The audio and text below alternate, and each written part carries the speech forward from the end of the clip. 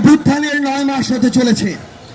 আজকে আমাদেরকে কারণ দেখানো হয় কিছু মহল থেকে যে যদি এই বাংলাদেশের আগামী নির্বাচনে আবার আওয়ামী লীগ না আসে তাহলে ওই ভারত কি নাকি মনে করে বসে, যেহেতু ভারত আমাদের 3 দিকে আছে। আমরা স্পষ্ট করে এই অভ্যুত্থানের ক্ষেত্র শাহবাগ থেকে বলতে চাই, ভারতের দিকে আমরা তাকাতে পারি কিন্তু ওই আধিপত্যবাদী ভারতের দিকে আমরা ঘৃণা করেও আর তাকাবো না। যেই ভারত এতগুলো খুনের হুকুমকারী ওই খুনি হাসিনাকে আশ্রয় দিয়েছে, সেই হাসিনাকে এই বাংলাদেশে ফেরত দেওয়ার পূর্ব পর্যন্ত ভারতের সাথে বাংলাদেশের সম্পর্ক স্বাভাবিক হতে পারে না।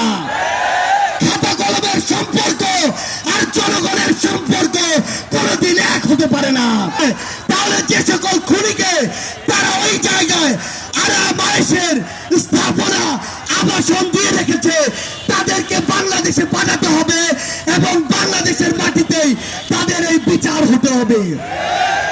আজকে থেকে 10 মাস আগে বাংলাদেশের অধিকাংশ মানুষ তাকিয়ে থাকতো কখন বাংলাদেশকে বিভিন্ন জায়গায় স্যাংশন দেয়া হবে, কখন আমেরিকা হস্তক্ষেপ করবে, কখন হাসিনা মারা যাবে, কখন পরের ইলেকশন আসবে, তারপরে তারা মাঠে নামার প্রস্তুতি নিত।